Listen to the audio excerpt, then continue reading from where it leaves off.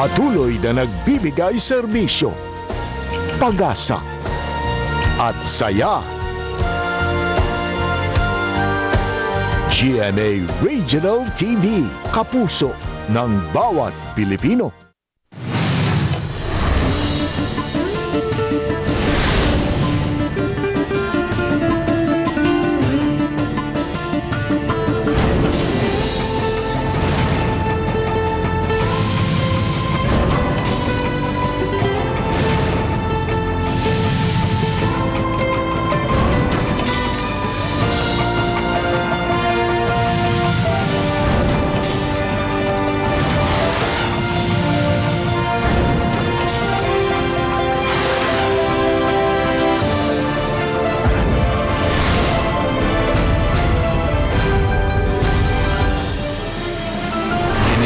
GMA Regional TV, Balitang Bisdak.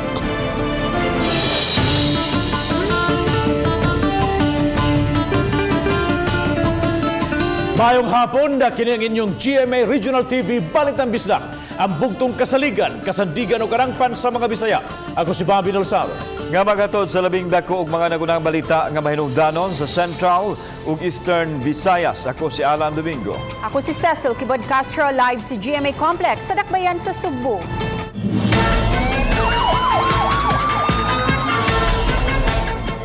Pulis nga destino sa Police Regional Office sa Cordillera Region nakalingkawa sa pagbabanhig kaniya sa may Mar Beach, Marigondon kagahapon sa buntag.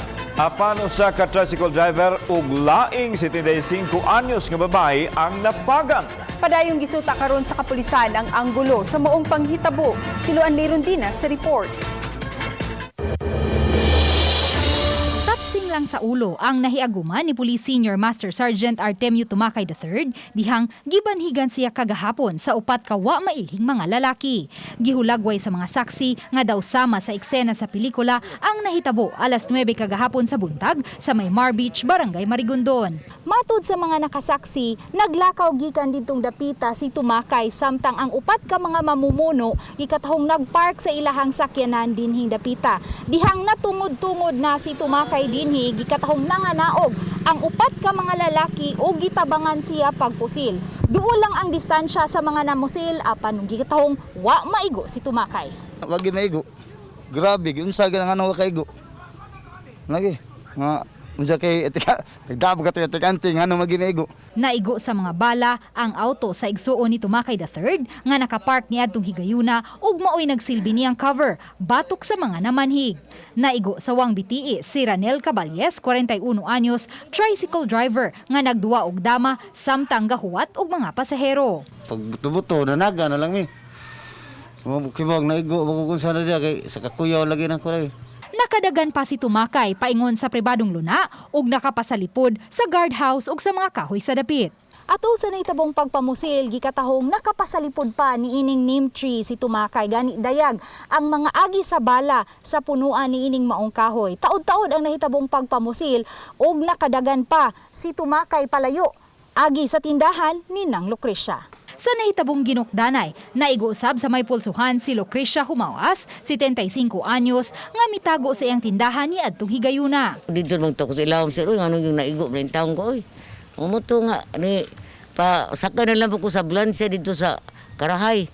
Ang ito, gi-extra gasto, gibog mga 2,000 kapin. Sa telephone interview, gibutyag sa hepe sa Station 4, Police Captain Percival Miasco, nga padayon pa nilang gisubay ang motibo sa pagpamanhig.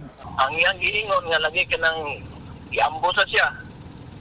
Iambusa mingon nga nasa kontra. Katapusang na destino si Tumakay III, isip sakop sa IDSOT sa Mabolo Police Station sa wala pang mabalhin sa Police Regional Office sa Cordillera sa hinapos nga bahin sa 2016. Sa telephone interview, nagduda si Tumakay nga kalambigitan sa trabaho ang pagpamanhig kaniya. As in, sa illegal nga droga o kinsa ka ang ako ang naligsan sa panahon nga na destino pa ko diri.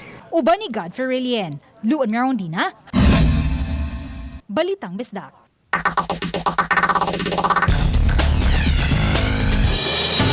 O sa kalalaki nga ginguhubog o nagwild samtang nagdada og kutsilyo ang pagkasikop o pagkulata kaniya sa mga tao na holy cam. Si Chona Carion sa report. Sa cellphone video nga kuha sa Hughes Cooper nga si Alethea Iron Wing makita ang usa ka lalaki nga adunay gigukod. Bit-bit ang usa ka kutsilyo diha sa Victoria Street, Barangay Tabunok. Samtang pagbalik niini, mihana siya sa iyang kutsilyo sa laing lalaki samtang gilabay kini sa helmet. Hangtod nga natumba kini samtang gitabangan sa ubang mga tao. Nakuha ang kutsilyo. Naila ang mga lalaki nga si Roel Cañete, 38 anyos, taga Barangay Lawaan 1. Ang nakadakop kaniya, maong traffic enforcer nga sakop sa City of Dalisay Traffic Operations Development Authority kon City Toda nga si Jemuel Divino. Suspect was going wild last night, and he was bringing with him a knife until people in the area tried to grapple for the knife. Nakuha ang kutsilyo, but we noticed that there are bruises and injuries incurred by the suspect. Gikatakdak pasakaan og kasong alarm and scandal ug concealing of deadly weapon ang suspect. Uban ni Renante Quiñones, Chona Carion, Balitang Bisdak. Siyam ka mga bata ang gituhang na food poison gumikan sa gikaon nga spaghetti dito sa Barangay Bulacau, nining Dakbayan sa Sugbo. Matod sa mga ginikanan sa mga bata nga nakasinati og sakit sa tiyan, ang ilang mga anak dayon nagsuka kalibang. Pareho silang nagkakaon og spaghetti nga hinatag ra usab sa ilahang silingan nga giingong salin sa birthday party. Gidala dayon sa tambalanan ang mga bata aron matiman, gani nakauli na sila mga Pinoy-anan. Giginak na ipatawag sa barangay ugmang adlaw ang nagluto sa spaghetti diin mag-abot ra usab sila sa mga ginikanan sa mga bata. Ang sulti sa kuan sir kay nagparty ko na ng gabi itong tiga sa spaghetti kay na birthday. Ang sobra pagkabuntay pagkaon na sa mga bata nga dahil sa ilang gawas.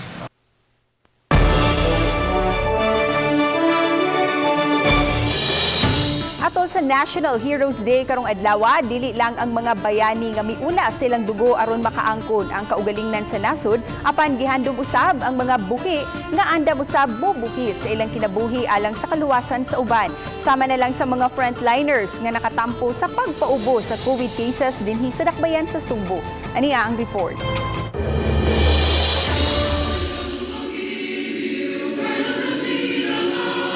Sila masakop sa Philippine National Police gikan sa Region 6 ug Region 8 nga miabag sa kapulisan sa Dakbayan sa Sugbo dihang nabutang sa epicenter sa coronavirus ang syudad. Gitahasan sila sa pagpatuman sa health protocol aron masumpo ang pagkuyanap sa COVID-19 ug magkabot ang flattening the curve. Wala man hingpit mabuntog ang COVID-19 apan mopauli sila sa ilang dapit baon ang kalampusan kay nakatampo man sila sa pagminos sa mga kaso. Nining pagtimaan sa adlaw sa mga bayani, sila ang mga buhing bayani, mga frontliners sa Philippine National Police nga nakahatag og kampo sa pagpatuman sa quarantine protocol nining panahon sa pandemya busa. Angayan lang nahatagan nato sila sa ato ang pagsaludo ug pagpasalamat. Abot nato na dito, nagapoy kuan siguro nga ang suwato nakatunan diri, pwede gyapon nato ma-apply karon labi na nga ni nagkataas sa ang mga positive case dito sa doon. Sa ilang pagbiya sa Sugbo, bitbit nila ang pasidungog sa Dakbayan sa Sugbo isip mga bag-ong bayani. And to these officers and all of us, all of you, I consider you as our modern day heroes of today as we celebrate National Heroes Day. Samtang ipanayag sa Police Regional Office 7 Director, posibleng idestino na usab ang mga pulis sa ubang rehiyon din misaka ang mga kaso sa COVID-19. The presence of PRO 6 and PRO 8 Police Officers Augmentation Force in Cebu City has contributed to the full manpower which complemented the requirements of our QRTs, QCPs, and alert teams for COVID-19. Sa mga bagong bayani nga nakigbatok sa dili makitang kaaway, saludo kami. Kauban si Marlon Mirgaso, ako si Alan Domingo. Balitang Bisdak. Hapit na matapos ang pagtrabaho sa duha ka mga bagong quarantine facilities alang sa COVID-19 patients sa Dakbayan sa Mandawi. Gipaspasan kini aron mahawana na ang mga eskwelahan nga gigamit kag samtangang quarantine or isolation facility. Ang detalye ni Nico Cirino. Bisan holiday, busy kini mga trabahante nga mihimo sa finishing touches sa quarantine facility. Kini na ang itsura sa kanhi Cebu North Bus Terminal nga magsilbing isolation facility sa Mandawi. Ang DPWH contractor ang mitrabaho niini. Plano sa Mandawi City Hall, kini na ang butangan sa mga COVID patients nga dunay mild ngadto sa moderate symptoms. Napahimutang na ang mga cubicle o kama sa mga pasyente. Lakip sab sa natrabaho ang quarters alang sa mga medical personnel nga gipaninguhang hamugaway alang kanila. Samtang padayon sab ang pagtrabaho sa pasilidad sa usa ka private park nga himuong laing quarantine facility. Gitiwas sab sa DGS personnel sa Mandawi ang trabaho, lakip na ang pagpamintal ug pagtaod og screen sa pasilidad. Dinhi papuy-on ang mga magpositibo nga asymptomatic o walay simptomas nga gipamati. Ang paggamit sa duha ka bag-ong pasilidad ang gilaraw sa Dakbayan sa higayon nga buhian na nila ang mga public schools nga gihimo karon nga quarantine facility. Thus far, we have catered to 759 patients in our isolation facilities as of August 24. We have slowly moved out and disinfected our schools as classes are about to begin. Sa iyang State of the City address kagahapon, usa kini sa gi-highlight ni Mayor Jonas Cortez sa gihingusgan nga COVID response sa syudad. The facilities can handle a combined number of around 300 patients at their full capacity. Each facility will be complemented with their own medical team. Uban ni June Solon, Nico Cirino, Balitang Bisdak.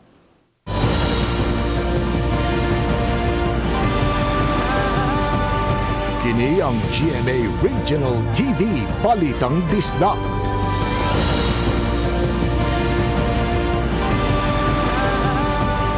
Kini ang GMA Regional TV Balitang Bisdak. Upat ka mga mananagat ang naluwas sa human malunod ang ilang gisakyan nga bangka. Sa dugang detalye adunay live report si Nico Cirino. Nico?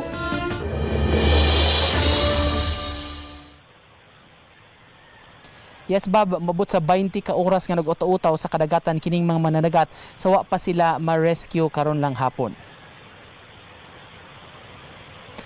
Ang maumang mananagat, Bob, miluwan ni sila sa usa ka motor bangka nukad gikan sa Danau City paingon unta sa lungsod sa San Francisco sa isla sa Camotes. Kagahapon sa hapon ni sila migikan apan giingong gumikan sa nasugatan nga kusog nga bawd na lunod kining ilang gisakyan nga bangka ug napugos na lang ni sila paghikot niini sa usa ka payaw sa dapit, Bob.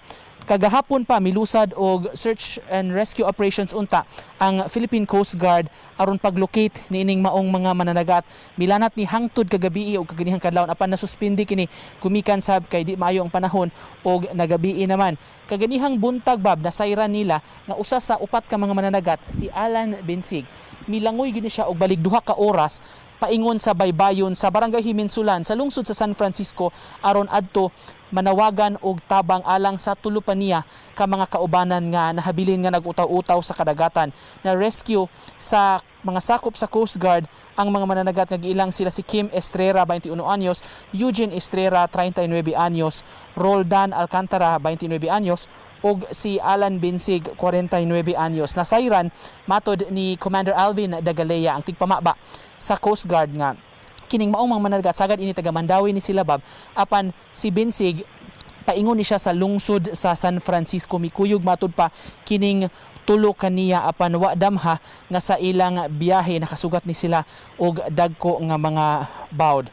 Nanas karon sila karon sa luwas nga kahimtang ana sa ilang paryente sa lungsod sa San Francisco. Kini ang gipahibaw sa Cebu Coast Guard ug walay ang kabalakan kay luwas na ang maong mananagat bisan kon miabot gyud og maabot 20 ka oras ang ilang pag-utaw-utaw sa kadagatan. Bob, thank you so much, Nico Cirino, sa imong live report.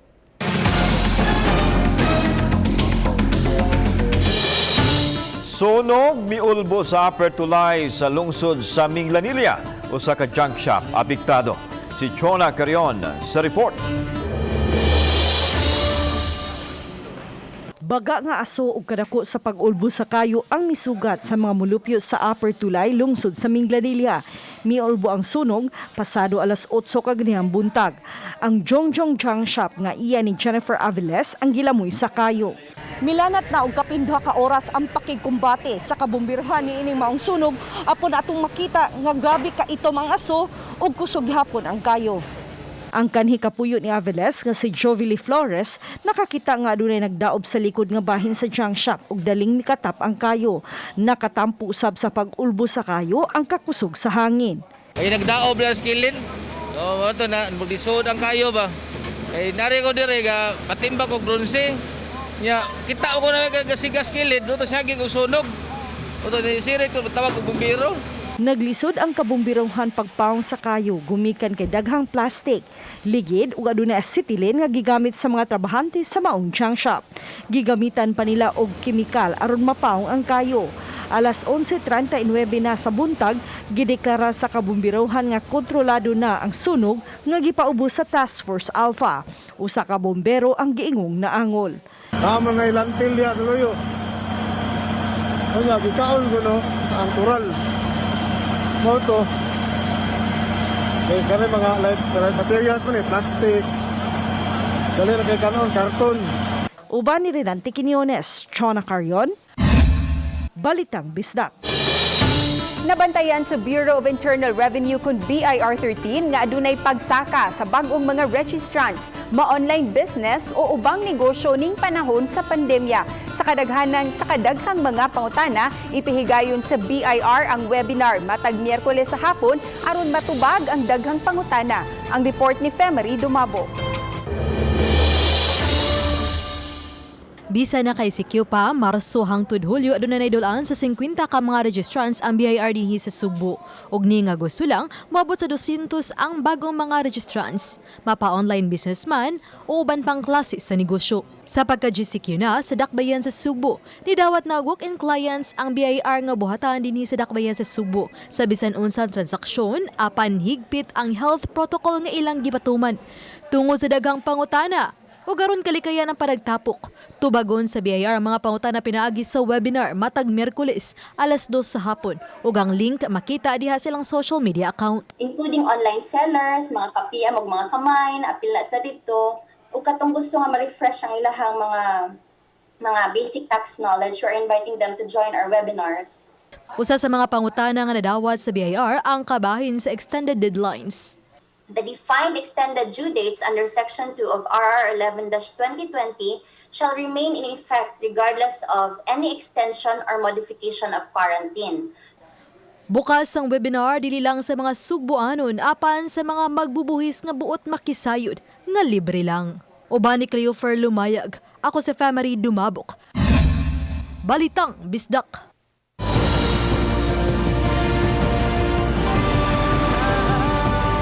Kini ang GMA Regional TV Balitang Bisdak.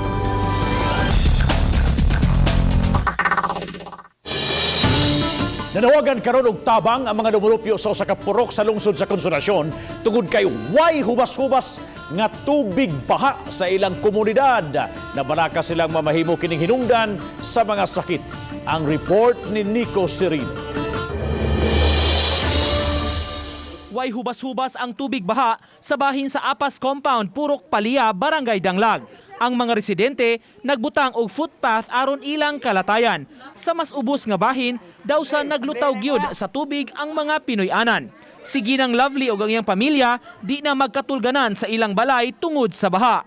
Sa ilang silingan sa atbang na lang sila matug kay dos andana kini. Kaysa sahog raman mi maghigda.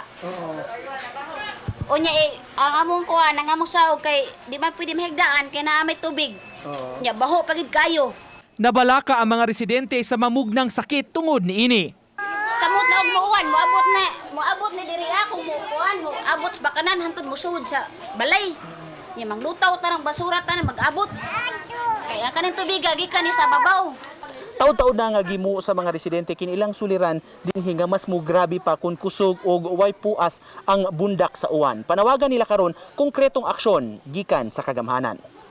Moabot sa 40 ka mga Pinoy-anan ang apektado sa baha nga nagsugod sukad gikural ang tupad nga yuta ug wala nay kalutsan ang tubig. Lakip sa temporaryong solusyon nga gihimo sa taga-barangay pagkubkob og culvert. Migamit na sab sila og pump apan wa pagyud mahurot ang tubig. Amo lang i-coordinate ng mga taga-yuta sa pikas nga mapalusot lang ta sila sa culvert din ang tubig makagawas padulong sa sapa. Pasabot sa opisyal, dili masulbad ang problema sa barangay lang, mao nga nanawagan sila sa abag sa kagamhanan. Kung gikuyawan ani ang health sa mga katawhan nagpuyo din labi na sa mga bata. Munang naghangyo ko dili lang sa barangay, naghangyo ko sa taas nga level nga diin tutukan sa uban ni June Solon, Nico Sereno, Balitang Bisdak.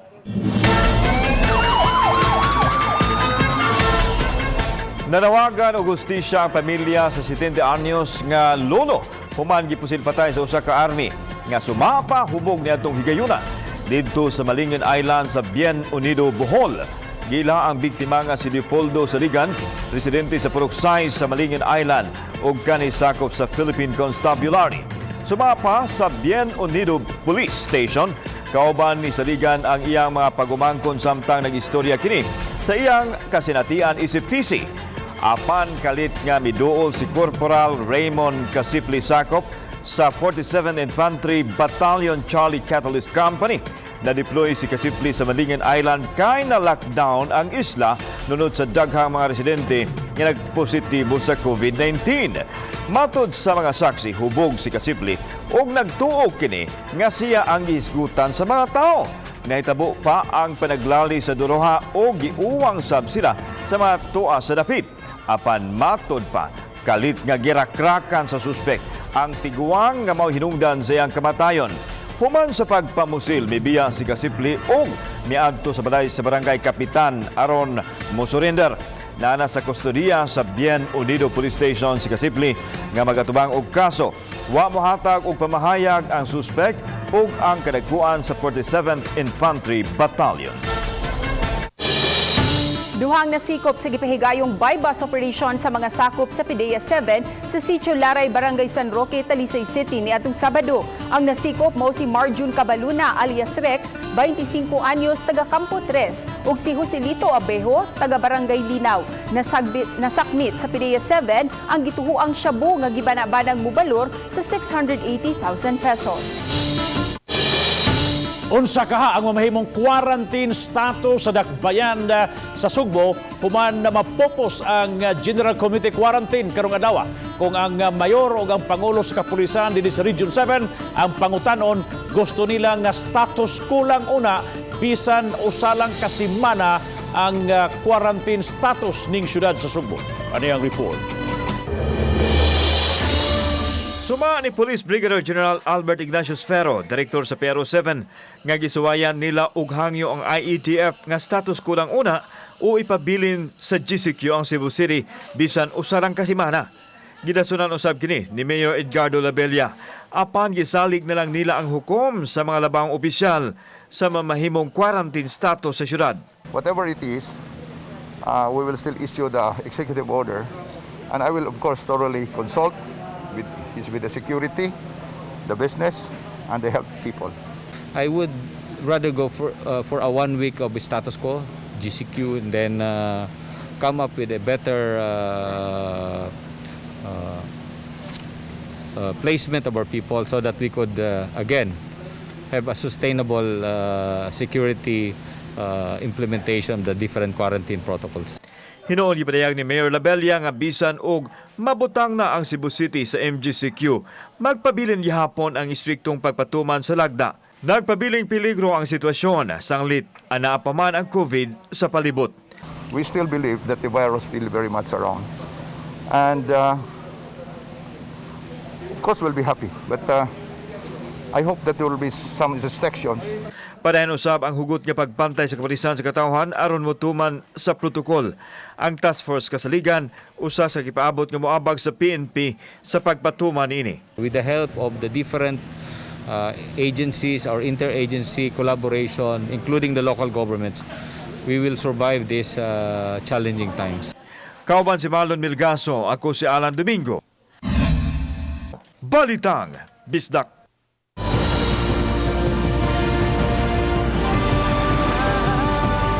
Kini ang GMA Regional TV Balitang Bisdak.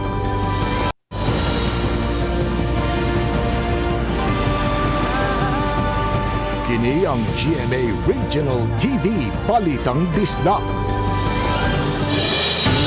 Philippine Air Force 7 na mipasabot nga kabahin silang Heli-Bambi Bucket Operations ang pagbuo og tubig sa baybayon sa resort sa Barangay Maringkondon, Dakbayan sa Lapu-Lapu kagahapon. Pipila sa mga nangaligo sa maong dapit na basa atol sa pagbuo og tubig sa dagat. Si Luan Merontina sa report. Sa video nga gipada sa usa ka netizen sa RTV Balitang Bisdak, makita kining usa ka chopper nga daw naghakot og tubig dagat gamit ang daw sama sa usa ka dakong balde.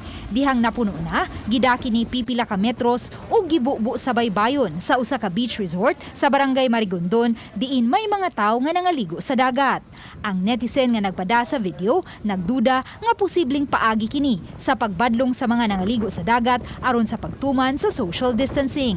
Apan sa telephone interview, matod sa Acting Chief sa Public Affairs Office sa Air Mobility Command sa Philippine Air Force 7 nga ang nahitabo kabahin sa Heli-Bambi Bucket Operations. Usa kini ka training sa mga piloto nga sakop sa 505th Search and Rescue Group sa pagresponde sa sunog ug ubang mga trahedya. Prior sa flight po, meron na pong coordination or planning and briefing sa area, particularly sa beachfront owner po, to conduct Heli-Bambi Bucket Operations. Gipasabot ni First Lieutenant Dancil Bakay-Bakay, Acting Chief sa Public Affairs Office sa Philippine Air Force 7 nga dili niini tumong ang pagbungkag sa mga tao nga nangaligo sa dagat. Siguro po, kumbaga, hindi po siguro yun sinasadya, baka na time na pagkuha po siguro ng tubig po yun, ma'am.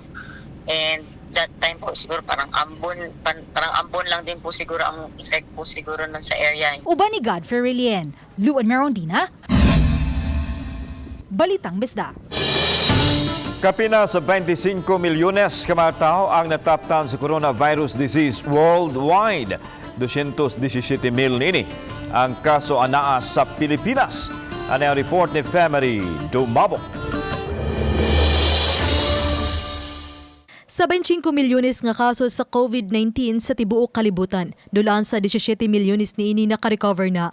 Apan mitalaw sa bugkapin sa 844,000 ang nakalas.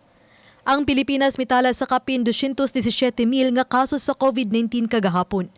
157,000 ini naayo na ug kapin sa 56,000 ang mga aktibo nga kaso.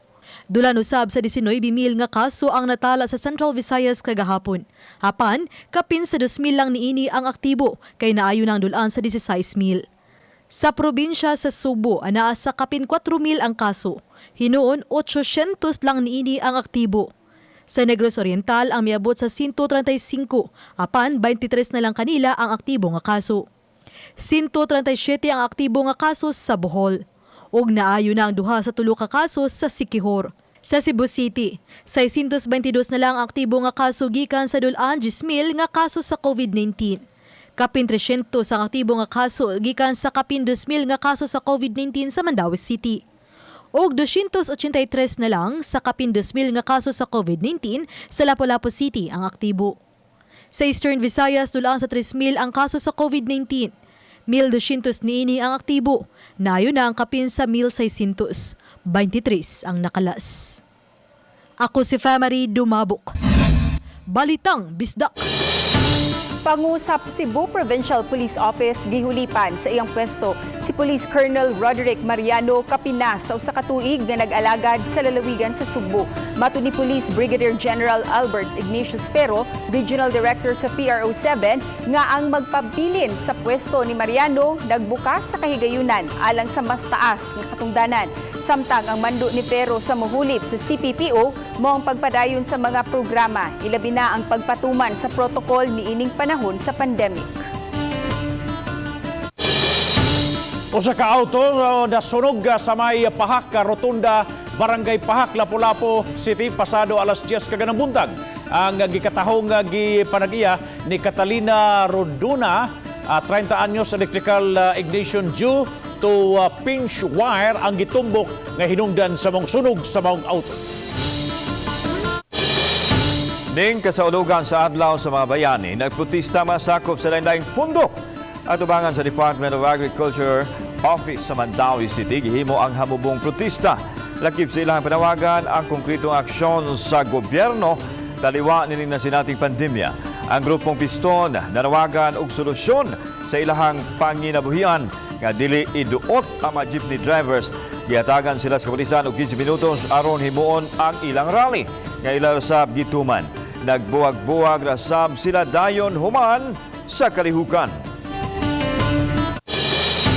Isip pagtimaan sa National Heroes Day, usa ka floral offering ang gipahigayon sa monumento ni Lapu-Lapu sa Mactan Shrine. Ang yanong kalihukan, gipanguluhan ni Lapu-Lapu City Mayor Junard Ahong Chan uban ang mga sakop sa Lapu-Lapu City Police. Sa wala pa ang floral offering, gipahigayon una ang flag raising ceremony sa Mactan Shrine. Ning panahon sa pandemic, kaamba pagtabang sa mga gagmay ug bagong negosyante sa dakbayan sa Mandawi usa sa prioridad sa pagsaulog sa Business Month. Mga seminar ipaagi na sa online. Ang report ni Faye Marie Dumabo. Gilusad virtually ang Mandawi Business Month karon tuiga nga naghanay sa mga kalihukan nga sagad himuon online. Gipasabot ni Steven Yu, presidente sa Mandawi Chamber Commerce and Industry, nga gihatagan og ibugaton ang pagtinabangay karon panahon sa pandemya, mapagamay man o dako nga patigayon. Isip may usa sa tumong sa Mandawi Business Month. As we adjust to the better normal, we also take advantage of the digitalization happening around us. With the ongoing pandemic prohibiting us from conducting our usual physical gatherings, we have learned to adapt. The disruption that ensued was huge and swift. And during those times, many people learned new skills. Those who were displaced from work created new businesses. We can choose to use this crisis as a stepping stone to improve our current reality and build a better normal. Uban sa paglusad, gihanay na usab ang mga proyekto aron mahibalik ang kanhiang Butuanon River. This is MCCI's commitment of ensuring the future of the sustainability of future generations. Lakip niini ang pagpalambo sa urban gardening.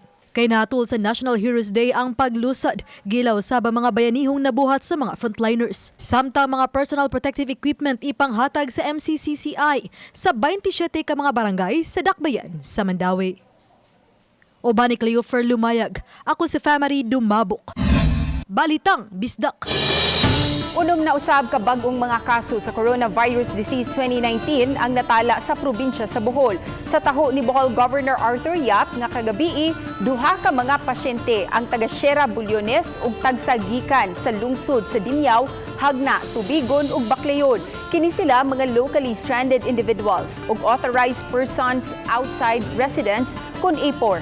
Ang mga nagpositibo gi-isolate na karon samtang gipahigayon ang contact tracing. Sa pagkakaron ang Bohol adunay 211 confirmed COVID-19 cases, diin 96 ang aktibo, 107 ang recoveries ug 8 ang namatay. Kanunay gipahinumduman ang mga residente nga magsulog og face mask ug mag-physical distancing kung anaa sa pampublikong lugar. Nining panahon sa pandemic, huwag tuo ang mga post sa social media, paghatag lang og kalingawan. Ang uban ini mag-trending yun. Sama na lang nining Batanon nga taga Guadalupe sa Cebu City nga usa sa video niya nga nag-trending ang pagdemo niya sa steps sa pambata nga kanta. Ang report ni Faye Marie Dumabo. Banana, banana, banana, fruit salad, fruit salad. Nag-trending ang demo ni Maria Shoni Sanchez sa bagong steps sa kantang pambata nga fruit salad nga miabot og 3.2 million views ug libuan ka mga shares. Sulod ni Shoni ang uniform sa iyang inahan nga public school teacher. Aspiring educator si Shoni nga usa ka incoming third-year education student nga maoy labing joker sa ilang barkada. Gawas sa paghatag og lingaw sa netizens, tuyo sab niya nga makita unsa ka mamugnaon ang magtutudlo aron malingaw ug makat-on ang iyang mga tinunan. So, to get the attention sa students, kailangan jolly jud ka gabi. Na-inspired po ko gabi kaya ang ubang teachers is na-active na po sa mga nadaghan sa mga pamagin sa akong pagkuhan sa new normal. Ika-11 sa 13 kapagsuon si Shoni ug siya lang ang misunod sa tunob sa iyang inahan. Aduna may laing pangandoy apan emosyonal niyang gisaysay sa GMA RTV Balitang Bisdak kung unsa kabililihon ang tahas sa magtutudlo sama sa iyang inahan. Sunod ako sa footsteps sa mi mama, dahig kay akong anak sad. Pagpa-enroll, nagtuo ko nga laing nga course kay iyang entire family gyud namo, proud gyud namo siya kaayo. Trending usab kining lain pa niyang mga videos online, naghatag lingaw og pawala sa kakapoy bisan na sa mga overseas Filipino workers. Sir, karon na dyan ko kitang signal, sir. Saka mo dyan ko sa babaw, sir. Nakita kong signal. Ha? Signal? Ubani Cleofer Lumayag, ako si Famary Dumabok. Balitang Bisdak. Daghang salamat sa mga kapuso nato. Apil na ang nasa gawa sa nasod nga nakisayon sa mga dagko ug mga nagunang balita sa rehiyon. Ako si Alan Domingo. Ugi ka namang tanan din sa Central ug Eastern Visayas. Ako si Cecil Kibod Castro. Ang inyong balita, ang among balita, kay matag lokal nga balita mahinungdanon. Kini ang inyong GMA Regional TV Balitang Bisdak. Buong puso para sa Pilipino. Ako si Bambi Nolsaro. Maayong hapon mga kapuso and happy holiday.